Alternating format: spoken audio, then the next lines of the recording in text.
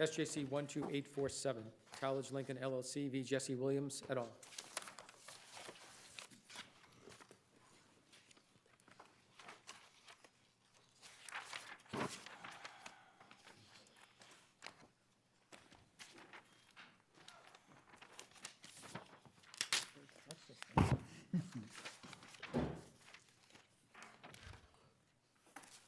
Mr. Hill, good morning.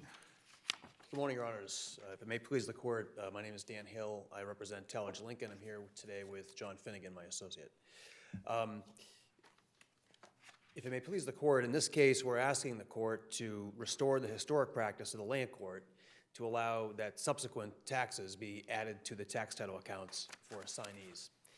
In 2011, the defendants in this case stopped paying their taxes on a residential property in New Bedford. The city executed and recorded an instrument of taking as provided under General Laws Chapter 60, which governs municipal tax collection. By 2016, the city's tax title account was assigned to Tallage under the auction process of Section 52. The original tax arrears was a little over $2,000. By 2016, when the tax lien was assigned, it had grown to around $22,000. After being assigned the tax title account in 2016, Tallage filed the foreclosure petition in Land Court and paid the subsequent fiscal year 16, 17, and 18 property taxes because the Land Court foreclosure process generally takes several years to get through. So if it's not counted in the redemption amount, if Section 52 really doesn't include the subsequent years and interest or interest in the redemption amount, and you have a lien, what happens in the real world in that situation? If you lose, what happens in the real world? Well, that's a great question, Your Honor. It's one of the concerns that we have, and it's one of the arguments that we have that promotes a different interpretation because there is no process set forth in Chapter 60 as to what to do with the subsequent lien. Section 60 of Chapter 60 does say that there is a lien with the payment of a subsequent tax, but there's nothing in the section or the chapter that explains how an assignee like Tallage would go about enforcing that lien. The Land Court judge gave you an answer, right? Not really. He just said there is a lien, it's enforceable, and it collects interest, I think in his words, at whatever rate applies. He didn't say what rate applies, and he didn't say how we could go about doing it. As a practical matter, Tallage has filed complaints in district court to enforce the liens, but we haven't gotten that far. Attorney Finnegan. I assume that anybody that bids or is the high that buys this debt is going to have to pay the subsequent arrearages under threat of not a subsequent taking, correct? Actually, not exactly, Your Honor. They call it voluntary, but is it really voluntary? It is, because if the Land Court's ruling is upheld, assignees will stop paying the subsequent taxes, and they already have a tax lien that's in Land Court. That lien's going to get foreclosed. So what happens the next year? But that lien's going to get foreclosed before the subsequent lien will. Or if it doesn't, Tallage or an assignee would have the right to redeem it at some later point in time. So if they're faced with foreclosure on that subsequent lien, an assignee would just pay it at that point in time. There would be another taken thereafter, correct? There would. And then what happens? Yeah. Well, that's part of the problem. And the way the Land Court interpreted the statute, it leads to an absurd result of having to have all these additional takings and assignments. In this case alone, there were 3 subsequent tax payments. So if Tallage didn't pay them, there would have been 3 additional takings, 3 additional assignments, with all the incident costs and expenses that go along with it. What do we make of 2C, the bid process? Can you explain to me? I know that one's an auction and one's a bid, obviously. Why would that be different, and why does 2C contain the rights of successive payments on the redemption amount? So Section 2C is a relatively modern enactment. It's far more complex. It was drafted, I believe, partly by the Department of Revenue, and it has an explicit provision that assignees of a bulk sale under 2C are entitled to collect or to pay subsequents and to collect that on redemption. Which doesn't help you in the statutory interpretation world, right? Because you don't have it, and you're asking us to imply it, and then when the legislature acted later on, they put it into it explicitly. Well, but that was a much later enactment. So Right. the statute that we're operating under is Section 52, which predated 2C. And in our argument for the reasonableness of our interpretation, which is what the land court applied for decades until April of 2019, is that and honestly, it's difficult to parse the two different kinds of tax lien holders and the different treatment. So it's undisputed that under Section 62, holders of tax collector deeds can recover their subsequent tax payments, but holders of tax title assignments cannot. And that's Well, that isn't Judge Vade one of the decided. reasons for the difference is that this is relatively a new industry? No, it's not actually, Your Honor. Section 52 has been on the books for decades. Tax collector deeds have been sold for over 100 years. Oh, I mean the other one. The assignments? Yeah. Yeah, the law hasn't been used that often until, say, the last 10 or 15 years. But it's been on the books. So no legislative fix is necessary in your view? I think a legislative fix could be beneficial, obviously. I think it's a very difficult statute, and like many statutes on the books, it has difficult language. But it's susceptible to a reasonable interpretation. And the reason is, the logical explanation for the difference between tax collector deeds and assignees is that tax collector deeds are sold. They're deeds being sold to a purchaser. An assignment of a tax title account assigns an account. And before that account is signed, it's held by the municipality. And so the municipality does the initial taking, it creates a tax title account, and then every subsequent year of taxes that go unpaid just get added to that account. They're certified under Section 60. So it makes sense, and it would have been assumed, I think, by the legislature that when a tax title account is being assigned out to a private party, that same process would apply by the private party. And in fact, there's no dispute that assignees like Tallage have the right to pay subsequent taxes under Section 60.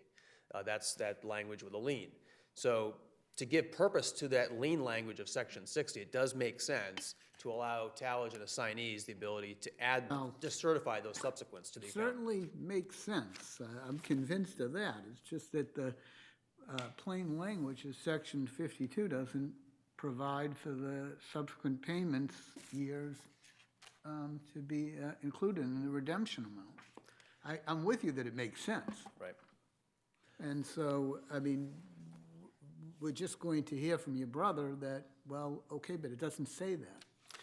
Absolutely, Your Honor, and there's a lot of statutes that the plain language doesn't make sense. And the default rule that this court has applied consistently is that you don't adhere blindly to the literal reading of a statute when doing so yields an illogical result. Right, and I guess that's really where the rubber meets the road. Is this an absurd result that requires us to add to the statute? Yes, and let me explain the public policy reasons for in our view, the overriding policy reasons in favor of our interpretation, which are, as I touched on, if you don't allow the subsequents to be added just like they are on the municipal side, there will be additional takings every single year. There'll be additional assignments. The cost associated with this is every time Tallage or an assignee files a case in land court, that's $515. There's an additional $500. Costs are to whom? I'm sorry? The costs are to whom? Those costs are passed on to the taxpayer. They are. Yeah, under the statute, under Chapter 60, those costs are added. Otherwise, municipalities, it's the same for municipalities or private parties. It wouldn't make sense for a municipality to take a loss by trying to collect taxes. So let's play out the Justice Gaziano scenario. So if you lose, the next year taxes are due of $3,000. If you choose not to pay it, there would be a tax taking. Correct. Somebody else, Smith Company, could take that assignment. Right. And then what happens if you have two assignments of title with two different companies? Well, so first, actually, this case is a perfect example because Tallage didn't pay the fiscal year 19 taxes because of this decision. And so New Bedford did a taking for fiscal year 19 on the same property. And so New Bedford is likely to assign that taking at the next auction they'll have next year. Tallage will bid at that auction. Now, to your point, Tallage could get outbid. Then Tallage has a tax lien from say FY 15 or 16, and then somebody else has an assignment from FY 19. That is a problem. And so Tallage, What happens? well, Tallage, if faced with the prospect of having that FY 19 foreclosed before they can foreclose their own, Tallage would likely step forward and just pay it to protect their own rights. But that scenario is unlikely because, number one, an assignee would probably try to get that second lien. And if they don't get the lien, they, again, would pay that before it becomes a problem for them. So they would protect their rights. But it is, that's part of the policy reason for why this doesn't make sense. That's why I'm trying to, I mean, I'm not so sure that this is as problematic as you mentioned, because, so let's play out. Let's assume that there's fiscal year 19. Somebody else bids higher than Tallage. Sure. And now Smith Company has it. Then you have two assignees. Correct. Then there's a foreclosure. What happens? Who gets it? So if Tallage foreclosed first, which is likely because their case is already in land court, Tallage would foreclose probably subject to the 19 taxes. But then Tallage could easily just redeem the property by paying those 19 taxes, by paying off the assignee, Smith Company. Okay, and if the other company forecloses first, Tallage would not let that happen, because if they did that, that would wipe out Tallage's lien. you're gonna pay anyway. Right. Tallage would end up paying it. But it has to be, the absurdity has to be more than we want one-stop shopping. But the cost to the property owner is exponentially greater, and to the But I municipality. guess we have the property owner right next to you, though, who is saying, don't do this, in the public policy that inures to the benefit of the property owner, right? And I know you don't want to hear me telling you how Yeah, right, his rights are affected. Right. But in reality, that is the problem. And in fact, this court in Landers in 1929 recognized the benefit of certifying subsequent taxes, at least when municipalities do it. What about the cost to the municipality? And you know, we're gonna have more litigation. Well, when it's assigned, there's no litigation because the assignee takes over that, but there's Right. still the cost of having to conduct takings every year and assignment auctions. That's So what it's I just an meant. administrative burden. Right, so now the municipality, New Bedford's gonna have to come back in 19 and do this all over again. Right. They'll have to, well, they did the taking. They wouldn't have had to do the taking. Now they had to do the taking because Tallage didn't pay for it. Then they'll have an assignment auction presumably for that taking. New Bedford does auctions every year. Not every town does, of course. So there is a substantial cost burden to the municipality. But more importantly, and this is where I think, you know, I disagree with my brother on terms of how this affects the property owners. It greatly affects them because every year there's a taking, there could be a different assignee. That assignee is going to file a case in land court. Tallage already has a case in land court. Now they're paying double the expense. It's double all the recording fees, the filing fees, and the legal fees, all of which get rolled into those tax title accounts that are They get recoverable. passed on to the redemption amount, the court costs. Absolutely. It happens every day, and the statute allows for that. So So- if you voluntarily pay, as you did for fiscal year 16 through 18, you foreclose, you get all the equity, in whatever equity there is in the property, correct? If there is Upon any, your correct. foreclosure. So now you own the property, and the cost you pay for it essentially is simply the cost you paid to pay the taxes. So you Correct. get a property that you can get it for right now $20,000. Correct? Correct. Regardless of whether there are mortgages or other liens, you get it clear, you get clear title you get clear title of the property that, what is do we know what the fair market value is of this property? I don't offhand, Your Honor. Okay, it's more than $20,000, I assume. I would assume so. It's I believe it's a single-family house. Okay, so you then foreclose, then when you sell it, there'll be a lien with regard to the amount that you paid, and upon the sale, you could then get back your lien payment plus interest. Well, if Tallage forecloses or I guess you'd own it, so the lien you'd would own go it, away. there would be no lien. And all the other liens, like the mortgages, are wiped out. In this case, I don't remember if there were subordinate liens or not, but in other cases, a foreclosure would wipe out a lien. Okay, so if you pay it, then basically you've just bought a property effectively for the cost of the taxes, correct? Correct, plus all the time So- and expense that goes into it. Right, okay, and if they redeem, under your view, they would pay what the taxes plus 17%. The statutory rate is 16% on the 16%. principal amount, it's not compounded.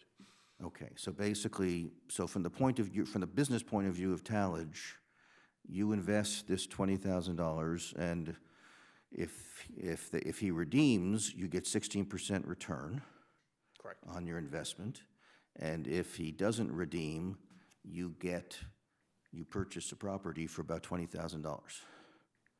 That's a very, that is true.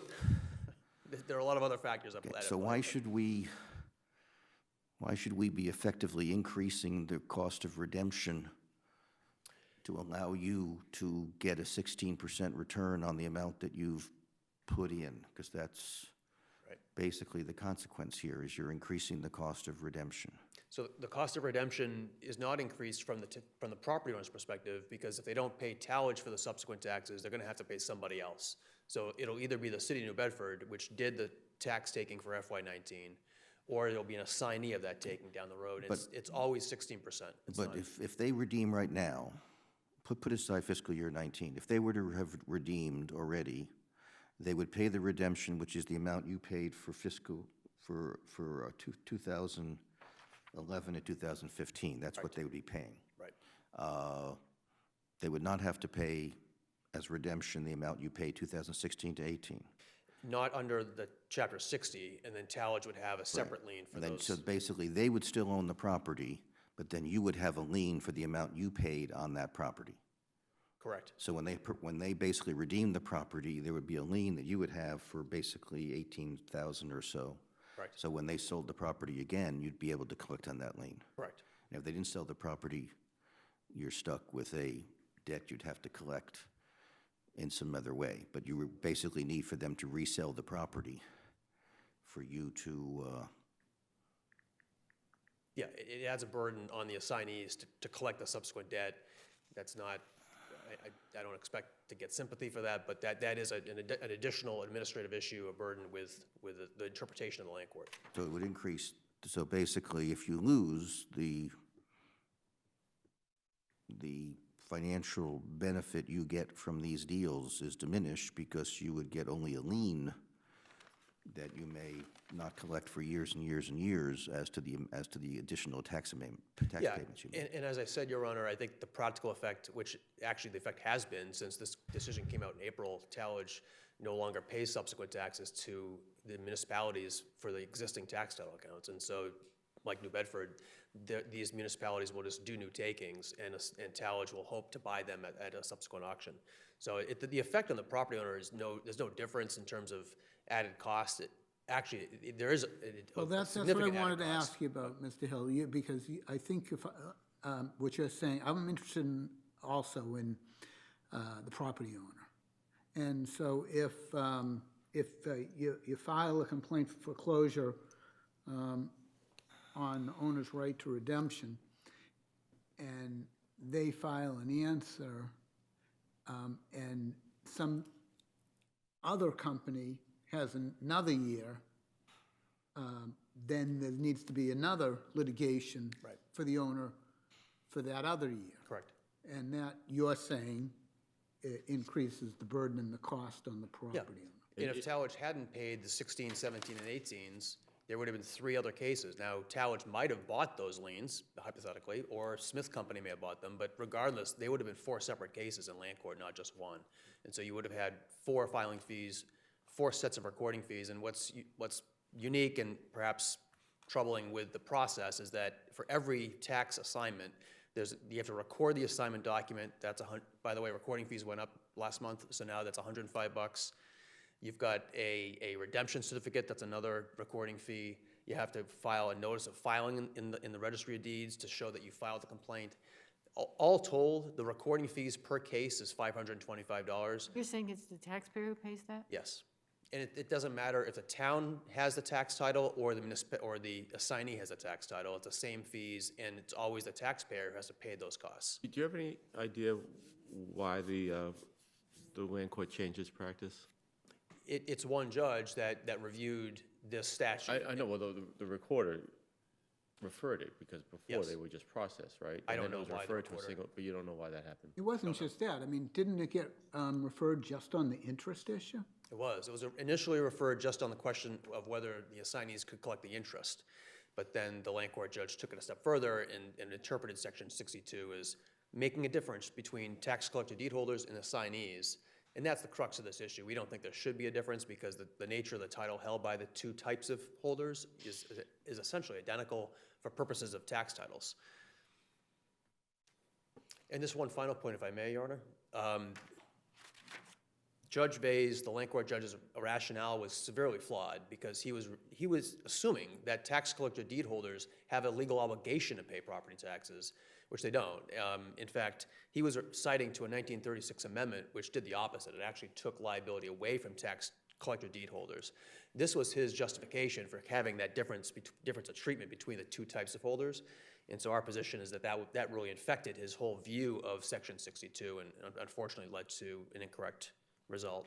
And so we would be asking the court to reverse the land court's ruling, remand it back to the land court for recalculation of what's owed, including the subsequent taxes, and to issue a new finding along those lines. Can I ask you a question about, the judge seems to rely a great deal on the treatise by Mr. Nichols. Do you think Mr. Nichols got it wrong? No, I don't think Mr. Nichols actually addressed this point. I've actually read his book. I had to deal with a similar argument back in 2012. Judge Long of the land court took a very deep dive into the whole history of tax title assignments at that time. Judge Long, you say? I'm sorry? Judge Long? Yeah. Okay. And Mr. Nichols has a great treatise. It's old now, but it's still very apt. But he doesn't, unfortunately, address this question. I looked very carefully to see if I could find something. But otherwise, a very, very thorough treatise, but doesn't address this specific question.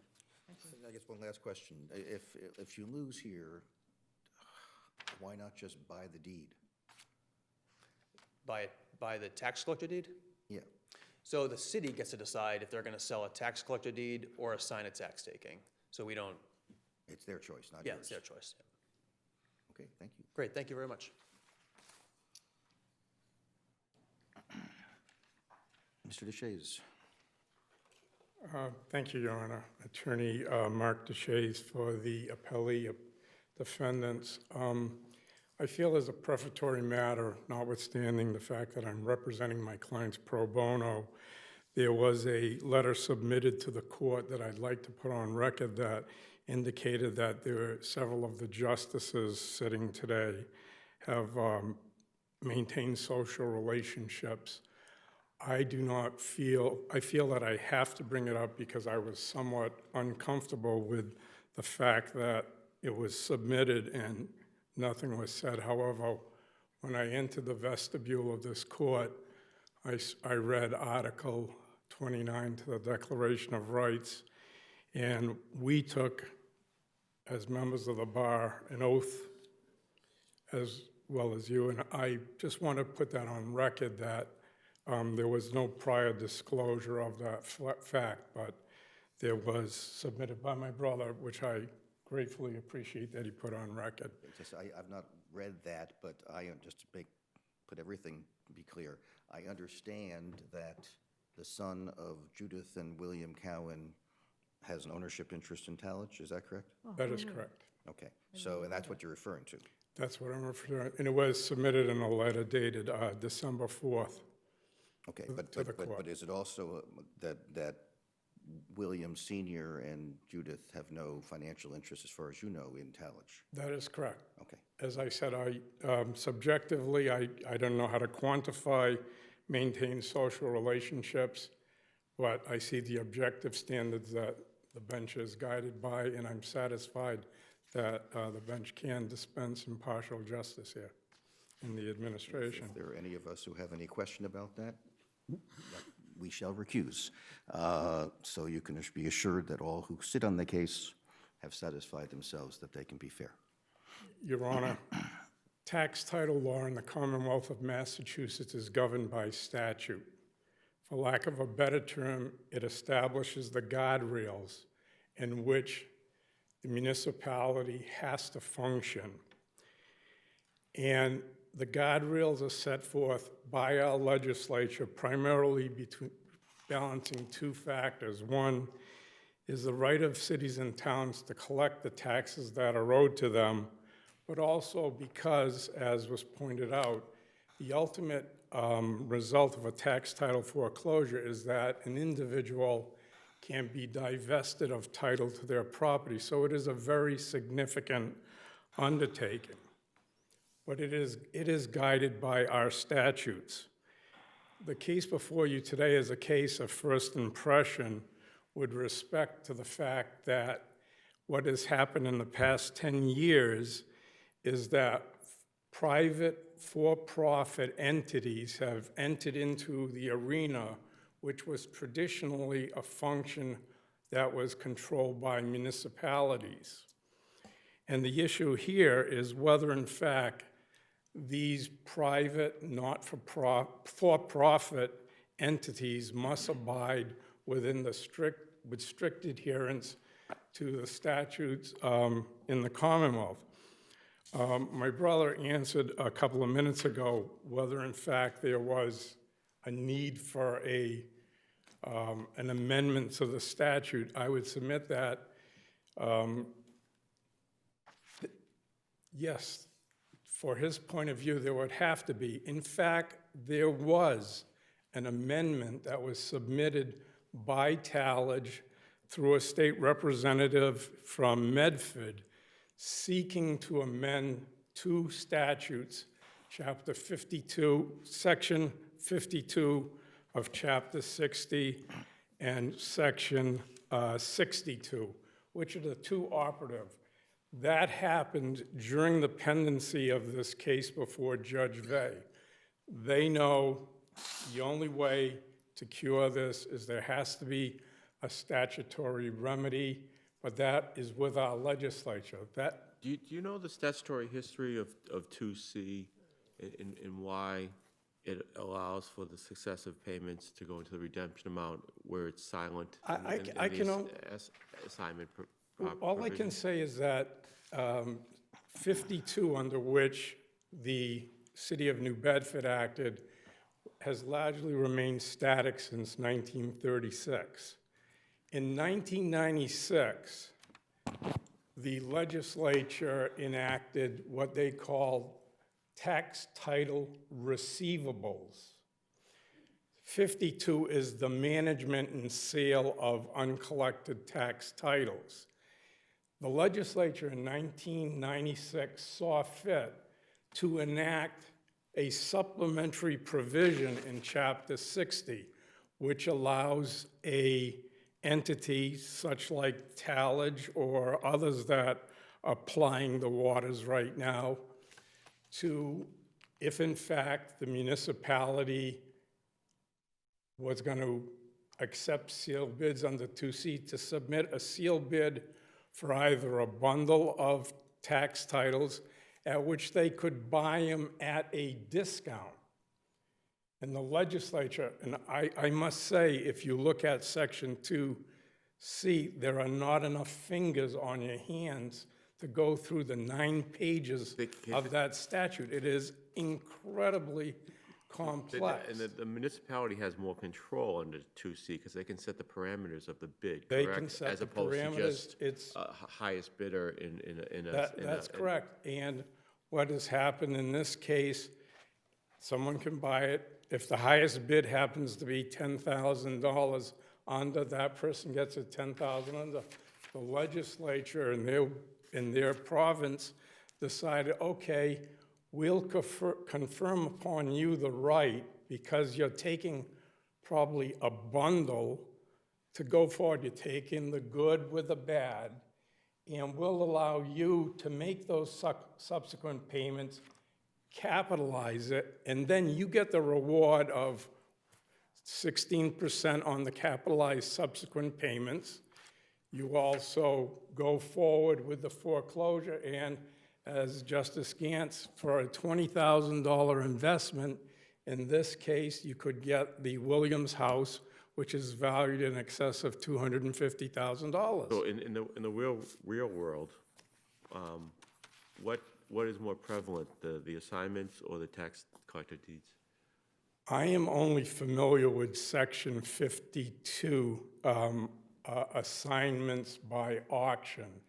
My understanding is there may be a couple of communities, my brother would probably know it better than I because I'm on the opposite side of the V. I don't know the exact numbers, but the more prevalent, I know that on the last notice to the Treasurers and Collectors Association of Bristol County, it was indicated that Tallage may be involved in about 52 communities that primarily do it under Section 52. But with respect to Chapter 52, as you point out, there's 2 sections for assignments, and those 2 assignment sections are distinctly different. What 52 is the cards when Tallage went to the table and made their auction bid, they were under the impression, and they knew, as Justice Vey pointed out, that they were dealing with a Chapter 52 tax title assignment. That required them to pay the full amount that was owed to the city of New Bedford on that particular day. And the reward from that was you got 16% when you take 52 and you go for what the legislature specifically, in clear and unambiguous language in paragraph 2 of Section 52, indicated what the redemption amount included. And it says, or, in the case of an assignee of a tax title, and we're not talking about deeds or anything like that, we're talking about getting the tax title, not the tax title deed, which seems to be a little conflated here. The redemption amount stated is the amount stated in the instrument of assignment, plus you get additional interest on the principal amount from the date of the assignment. That's it. Nothing more, nothing less. Right, so everything's prospective in nature. So in this case, there were 3 tax years or so that were in the assignment, and we're dealing with what goes forward. And the question that we'd asked Mr. Hill is, because there's an absence of statutory language and the plaintiff is asking for relief based upon the absurdity of the result and kind of a penumbra. And we go to the most recent. So I guess the question that I first raised and the chief asked as well is, what happens next if you win, as far as subsequent takings and what chaos is going to ensue, if any? Well, I think the panel has discussed it, and Mr. Hill has also discussed it. We want your spin on it. Well, they're in it for making profit. Where can you buy an instrument that bears 16% interest, jumps ahead of a mortgage, is not dischargeable in bankruptcy, and ultimately, as Chief Justice indicated, for a $21,000 investment, you could get a $250,000 house. And it has happened. So what happens to a successive taking? The successive taking is purely, as Judge Vey said, they knew what they were doing when they made it. They made it knowing the fact that that was outside of the scheme of tax title. A subsequent payment, what the bundle of rights that they acquired under Section 52 was exactly what the redemption amount said. What you paid plus 16% interest in costs. Anything outside of it is outside of the tax title. I have a memory, and you correct me or help me out. Did the city require them to pay the subsequent years as well? Well, Your Honor,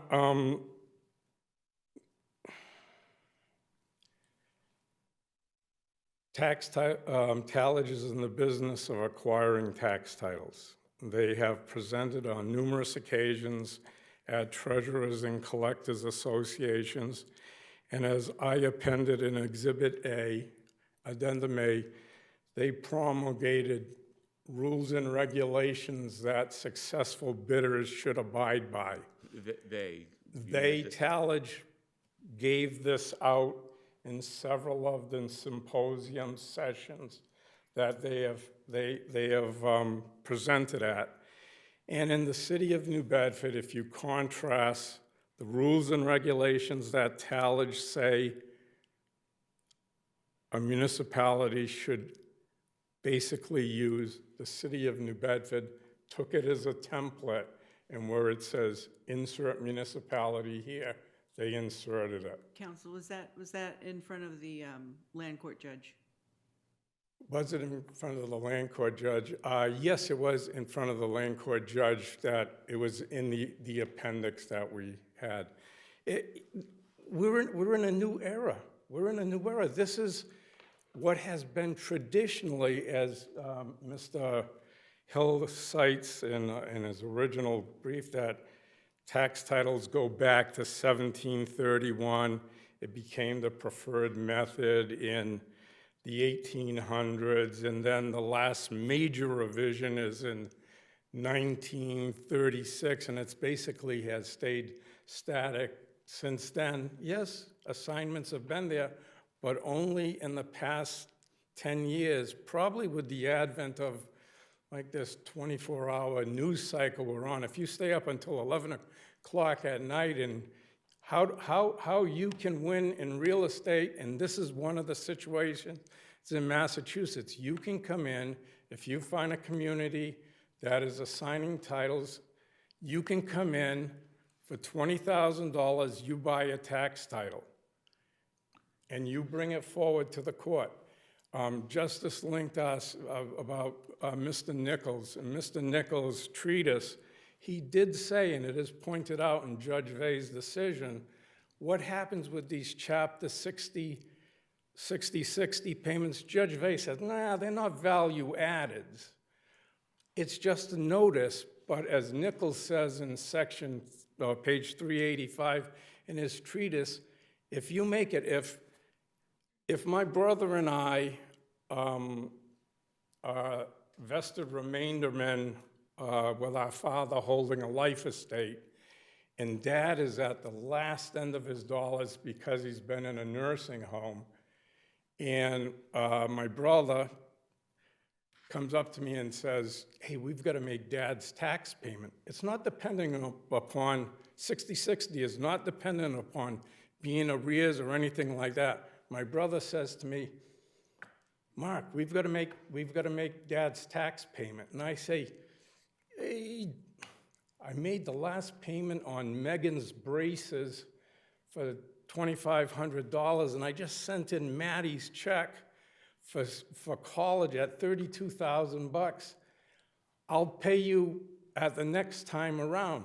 What Professor Nichols or Attorney Nichols says is, you got a common law, you can get that certificate. My brother, being smarter than I, he goes to the city of New Bedford, he pays my portion, because we have an interest, voluntarily makes that payment. For $1, he gets a certificate, he runs, and in the city of New Bedford, City Hall and the registry of deeds are separated by 250 feet. He runs over, he records it, he's got a notice lien that he paid taxes. And then he can bring an action against me for contribution or reimbursement, some common law remedy. They have that right also. To say that they don't, and to say that Judge Vay didn't elaborate, he said, hey, you knew what you were doing. You made that payment voluntarily, and guess what? If you read Nichols, you have a right of contribution, but you're gonna have to file a separate action. Years ago, I had a person come in with 7 of these and said, I want to foreclose. You take a 60/60 and you walk up to the land court, you can't, that's not a tax title account. You're thrown out the door. You can't start an action. You have to have possession of the actual tax title account that was created on the books at City Hall. This 60/60 is not anything that's created on the books, like the administrative things going back and forth where a municipality, without having to make subsequent payments, it automatically merges in. There's an administrative process to that. Tax collector says, I didn't get 2012. They send the certificate over to the treasurer. The treasurer commits it to the tax title account, then sends it back, says, okay, it's on our books. The tax title account now has 2 years, then the third year, then the fourth year. What you have here is a purely ministerial act. I come in, I put the $1,500 on the top of the table, I pay $1, they give me a certificate. It's nothing more, as Justice Vay says, a notice lien in the Registry of Deeds, and you have to take your common law rights against it to try to collect it. I know that I'm over my time, and I've resisted. I've got one question for you. Why does it take so long to foreclose? It's been 6 years. Why does it take? What happened is you notice here that it was 2011, 12, 13. There was, in the tax, it took the city of New Bedford 4 years to decide that they were going to sell it by assignment. Primarily, I would say maybe it didn't put a wrinkle in the budgetary process at City Hall, and all of a sudden they decide, okay. But it also didn't prompt the homeowners to pay the taxes too. That's the other part of it, right? The only thing I can say in that, I took this case over from a former partner for these folks. The hole they are in is very deep. An elderly sister, a retired brother, and a person who got downsized from a job. It's life. But part of delay inures to the benefit of the homeowner that they want. They have a right to redemption, that they could come in. And If they're in the hard imagine- times, they can make, you know. They can. So at some point, the delay is not a bad thing for the homeowner. Delay, and if they ultimately get a nice scratch ticket, all their problems are solved, but that's not what generally happens. Okay, thank you. Thank you. We'll take our morning break.